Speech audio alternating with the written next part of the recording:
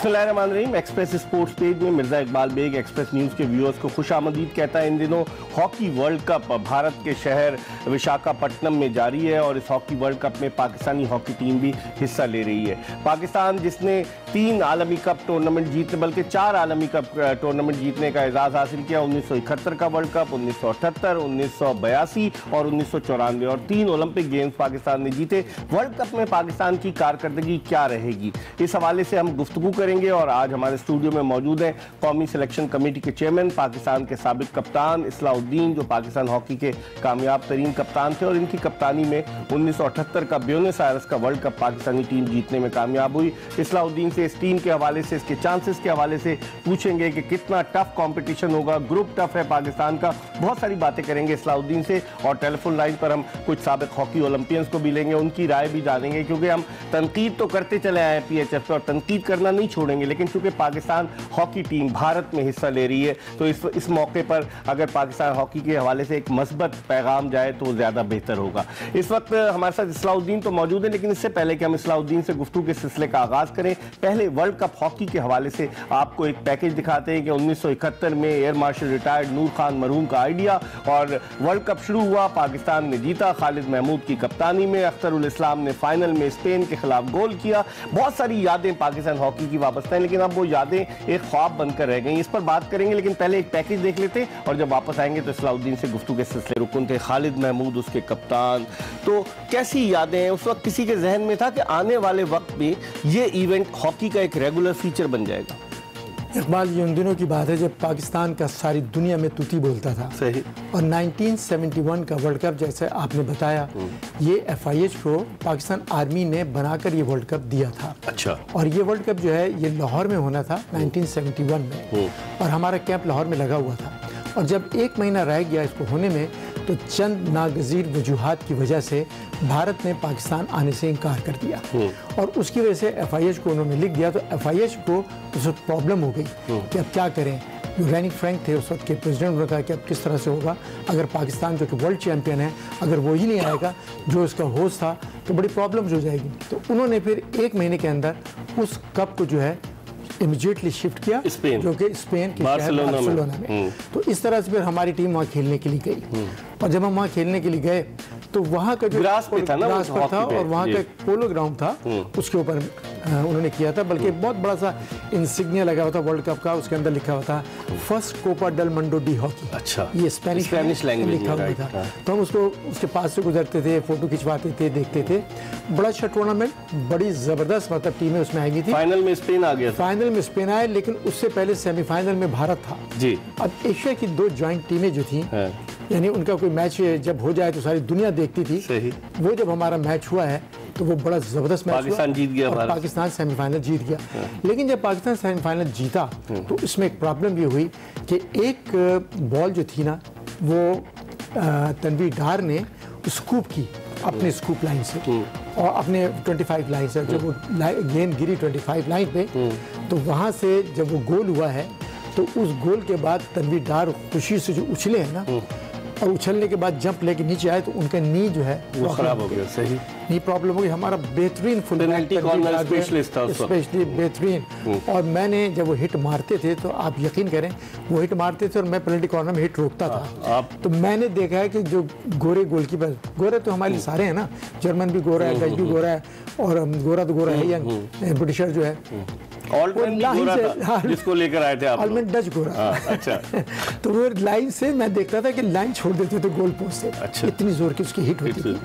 वो जनाब उनका वो हमें एक लॉस हुआ और वो तनवीर उसमें फाइनल में नहीं खेल सके। लेकिन अख्तरुल इस्लाम ने गोल कर दिया। अख्तरुल इस्लाम जो फाइनल में खेले, प्लेयर बहुत अच्छा था हमारा, मुनव्वर खेले और अख्तरुल इस्लाम ने गोल किया, बेहतरीन गोल किया पेनल्टी कॉर्नर के जरिए और पाकिस्तान उस गोल से पहला वर्ल्ड कप। जब आप जीत कर वापस आए तो इस्तकबाल हुआ टीम का, क्योंकि पहला वर्ल्ड कप था। जीत कर वापस आए, आधी रात के करीब हम पाकिस्तान पहुंचे थे कराची एयरपोर्ट पे। ऐसा लग रहा था जैसे पूरा शहर उमड़ आया है। अच्छा। लोग बसों में, ट्रक्स पर, एक जुनून था। मैं कहता हूँ सारे लोग जो है ना वहाँ पहुँचे हुए थे। बहुत ज़बरदस्त हमारा इस्तकबाल हुआ, यहाँ पे भी हुआ। फिर हम कायद आज़म के मज़ार पर गए, वहाँ पर भी हुआ। और उसके बाद एक और हुआ था कि पहले तो जो यहाँ के लड़के कराची में रह रहे थे, मैं था, मुनव्वर थे, तो हम तीनों के जो कराची में थे, कराची में अलहदा जुलूस निकला। उसके बाद पूरे पाकिस्तान में पूरी पाकिस्तान टीम का, हैदराबाद, मतलब हर जगह लाहौर कि पहला वर्ल्ड कप जीते, पेशावर, पिंडी, तमाम जगह जुलूस। यानी देखने की बात ये होती थी कि लोगों में जोश और खरोश अब क्यों खत्म क्यों हो गया? वजह है उसकी। देखें अभी ये जो अब देखें आपका नाम लोग अब तक जानते हैं, लेकिन अब इस टीम के खिलाड़ियों को कोई पहचान ले तो हम मान यकीन करें ये दौर फिर वापस आ सकता है। कैसे? सब्जेक्ट टू कि Pakistan we badly needed a big victory for Pakistan hockey. एक बड़ी विक्ट्री हमें मिल जाए, सही, और ऐसी विक्ट्री जैसे वर्ल्ड कप है, ओलंपिक्स है, इसमें ऐसे मिल जाए तो वो आप देखें कि फिर वही सिलसिला शुरू होगा कि गलियों में और क्या कहते हैं रोडों पर और ग्राउंड में जो है हॉकी वापस आ जाएगी। अभी वजह यह है कि पाकिस्तान की टीम क्योंकि जीत नहीं रही है, लॉरेंस नहीं ला रही है, तो लेकिन टैलेंट भी नहीं है। आप हमेशा कहते रहेंगे पाकिस्तान हॉकी 35 खिलाड़ियों की आज भी कह रहा है, आप कहते रहे, मुझे अच्छी तरह से आज भी कह रहा हूँ, आज भी कह रहा हूँ। तो कैसे टोटल जो हॉकी लिमिटेड हो गई है ना, देखिए 30-35 खिलाड़ी इस वक्त भी हमारे पास जो पूल है ना, सही, वो उनमें से हमें जो बेस्ट अवेलेबल होते हैं, जिसको हम ये भी कहते हैं कि ये बेस्ट अवेलेबल, उनको सेलेक्ट करते हैं और वो मेरिट पे जिनको हम लेते हैं। लेकिन वो तो फिर आपको ब्लैकमेल भी करते हैं, लीग खेल रहे होते हैं, नहीं आते हैं तो आपको मजबूरन लेना भी पड़ता है। राशिद महमूद को लिया ना, राशिद को हमने वापस लिया। और एक और भी हुआ कि शफकत रसूल जो है वो सब कनाडा में खेल रहे हैं, वो नहीं आए। मैं हमेशा एक बात कहता हूँ, I am in favour of कि बच्चों को इजाजत दी जाए, नहीं इजाजत भी दी जाए, इनको मॉनेटरी बेनिफिट भी होने चाहिए। लेकिन इस्लाम भाई लोग तो ये कहते हैं मॉनेटरी बेनिफिट तो फेडरेशन के ऑफिशियल ले जाते थे, तो लड़कों को कहाँ से मिलेगा? नहीं, आपको हटाकर मैं बात कर रहा हूँ। नहीं, लड़कों का हक है। देखिए मैं हमेशा एक बात कहता हूँ, जब मैं मैनेजर था, कोच था, जब मैं प्लेयर भी था, इन लड़कों की वजह से ऑफिशियल्स होती है। ऑफिशियल्स के ऑफिशियल ये समझते हैं हमारी वजह से नहीं।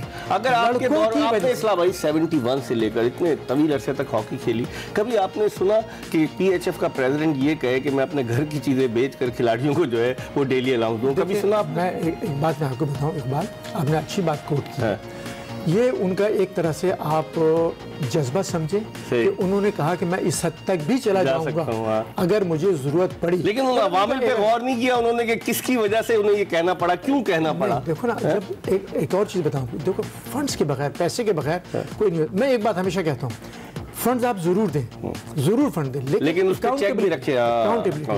आपने, मुझे इसमें कोई प्रॉब्लम नहीं लगती, आपको 100 रुपए मिले, 1000 मिले, लाख मिले, आपने कहा जी मैंने 80,000 खर्च कर दिए, ये 20,000 बचे, इसमें कोई प्रॉब्लम भी नहीं। बल्कि मैं यहाँ तक कहता हूँ कि सरकार जब कभी भी इस तरह के फंड रिलीज करे, अगर वो अपना एक आदमी नजर रखे उस पे, अपना फाइनेंस का एक आदमी उनके साथ लिंक कर दे ऑफिस के साथ कि भाई जो बड़े बड़े खर्चे हैं वो पता है आपके नजर में होने चाहिए, बाकी जो रोजमर्रा के वो होते हैं। अच्छा खर्चे क्या होते हैं पता है? मेन मैं ब्रेक ले रहा हूँ, आप मुख्तसर बताएं। डेलीज का होता है, ठीक है, का होता है, कैंप्स का होता है, ठीक है, और होटल का? होटल का, हाँ, ये होटल की बात की इस्लाउद्दीन साहब ने। मस्कत में ये सूरत हाल हो गई थी कि होटल का बिल अदा करने के पैसे नहीं थे। अब बहुत सारे लोग गए हुए थे, पीएचएफ के सेक्रेटरी के दोस्त भी वहाँ मौजूद थे, कुछ कराची के इंटरनेशनल हॉकी खिलाड़ी भी वहाँ मौजूद थे, एक जम्मे गफीर था, बमा अहलो अयाल लोग गए हुए थे। इस बात का तो मैं गवाह हूँ, लेकिन ये कि अब पता नहीं उन्होंने अपना खर्चा खुद बर्दाश्त किया है पीएचएफ ने। एक ब्रेक ले रहे हैं, इस्लाउद्दीन हमारे साथ मौजूद है, इनके साथ हम ऐसा पॉजिटिव प्रोग्राम करें, लेकिन जब ब्रेक के बाद वापस आएंगे। मनपुर में पाकिस्तान की टीम फेवरेट थी, लेकिन फाइनल में अंपायर ने भारत के खिलाफ बेईमानी की, विजय नाथन ने गोल नहीं दिया। आप उस टीम के कप्तान थे 75। पहले बात तो मैं कहूँगा आपकी याददाश्त माशाल्लाह बहुत अच्छी है, बिल्कुल सही आपने कहा। आप इससे अंदाजा लगाएं कि 72 ओलंपिक्स के बाद जिसमें हम जर्मनी से हारे, पाबंदी लग गई, पाबंदी लगी थी, उसके बाद पहला मैच हम खेल रहे थे 75 जर्मनी से, 5-0 से पाकिस्तान जीता। यूरोपियन चैंपियन स्पेन की टीम 5-0 जीते। मतलब इस तरह से हम खेलते जा रहे थे, टीम बड़ी जबरदस्त, बहुत जबरदस्त खेल रही थी। लेकिन फाइनल से पहले एक तो ये हुआ कि शहनाज का नी प्रॉब्लम हो गई और शहनाज जो है वो खेलने के फाइनल में समीउल्लाह को टारगेट किया, गिरा दिया, हंसली की हड्डी टूट गई, जो उनके सिख थे उससे टकराए हैं और उनकी कॉलर बोन टूट गई। ठीक है, तो समी वहीं से हॉस्पिटल चले गए। अब हमारे रेगुलर फॉरवर्ड के भी 3 खिलाड़ी नहीं खेल रहे थे। सही, लेकिन फिर मैं अकेला उसमें भी जब गोल हुआ, पहले गोल हमने किया था और वो एक जाहिद लेफ्टिन होते थे, जो शहनाज शेख नाम था उनका, बहुत सही कह रहा है, वो थे। बड़ा खूबसूरत जाहिद ने गोल किया था और वो मरूम इंतकाल हो गया उनका। अब ये जो गोल हमने किया तो उससे हमारे और हौसले बुलंद हो गए। खैर वो गोल बराबर हुआ उनका। उसके बाद क्या हुआ कि एक गेंद अशोक कुमार को मिली और उन्होंने वहां से जब गोल पोस्ट इस तरह से है तो यहाँ राइट इन होते थे उनके, अशोक वो राइट इन ध्यानचंद का बेटा। जब उन्होंने हिट लगाई तो गेंद जो थी गोल की तरफ जा रही थी, गोल लाइन क्रॉस नहीं की थी नहीं, उसने। सलीम शेरवानी हमारे गोलकीपर थे, उनके पांव के नीचे से गेंद निकली और गोल पोस्ट के आउटर नहीं गोल पोस्ट के जो पोल होता है उसके आउटर एज पे लगकर, अंदर नहीं आउटर एज पे लगकर गेंद ग्राउंड में आ गई, ग्राउंड में आ गई। मैं पीछे आ रहा था भागते हुए, वरी करता हुआ, मैंने आके उस बॉल को रिसीव किया और लेके चल दिया। इतने में अंपायर ने रिसीव नहीं बजाई। अच्छा। विजय नाथन जो कि लोकल अंपायर थे, उन्होंने उसको जाके अशोक कुमार कहता है कि ये गेंद अंदर से आई है, उसके कहने पर उसने गोल दे दिया। मैं भागकर उसके पास गया, मैं कप्तान था कि जी ये ऑर्डिनरी प्लेयर है, तो इसके कहने से गोल दे रहा हूं, मैं कप्तान हूं, मैं ये कह रहा हूं कि ये बॉल अंदर गई ही नहीं है। इस एंगल से बॉल क्या 1000 दफे भी अंदर नहीं जा सकती जहां से वो कह रहे थे। फिर पाकिस्तान हार गया, उन्होंने गोल नहीं, उन्होंने कहा कि ये गोल है और नहीं मानी, और उस गोल से हम हार गए। वो एक ऐसा नेक्स्ट हेडलाइंस थी, Pakistan loss with a disputed goal. Yes, शोर मचा के भाई विजय नाथन ने। अच्छा, उसमें हमारे साथ थे कर्नल दारा। कर्नल दारा उसको जस्ट लाइक बिल्कुल बच्चों की तरह चाहते थे। इक्तिदार अली शाह दारा मरहूम, बिल्कुल। और वो क्योंकि एफआईएच के थे और बड़े थे, और ब्रिगेड आतिफ की बड़ी सर्विस। विजय नाथन तो हिंदू अंपायर था, वो हिंदू था। मैंने मैच से पहले ये कहा था ऐसे कैप्टन दारा साहब को, सर आप एफआईएच में हैं, ये अंपायर खिला रहा है, आप ऐसे करें किसी न्यूट्रल अंपायर से खिलाओ। नूर खान भी तो करते थे। तो उन्होंने कहा कि नहीं पुत्र तू खेल बस, ये सादा काम है, तू खेल। तो हमने कहा ठीक है, बड़े हैं कर लेंगे मतलब, लेकिन बाद में ठीक है। इस्लाउद्दीन से हमारी गुफ्तगू जारी रहेगी। लगता है हसन सरदार मसरूफ है, वो हमारा फोन नहीं उठा रहे, लेकिन मंजूरुल हसन पाकिस्तान हॉकी का एक और बहुत बड़ा नाम, पाकिस्तान हॉकी टीम के फुल बैक रहे, 82 के वर्ल्ड कप की फातेह टीम जिसके अख्तर रसूल कप्तान थे, उसके रुकन थे, और कोच भी रहे, इस्लाउद्दीन के साथ काम भी कर चुके हैं। इनसे बात करते हैं। अस्सलाम वालेकुम मंजूरुल हसन साहब।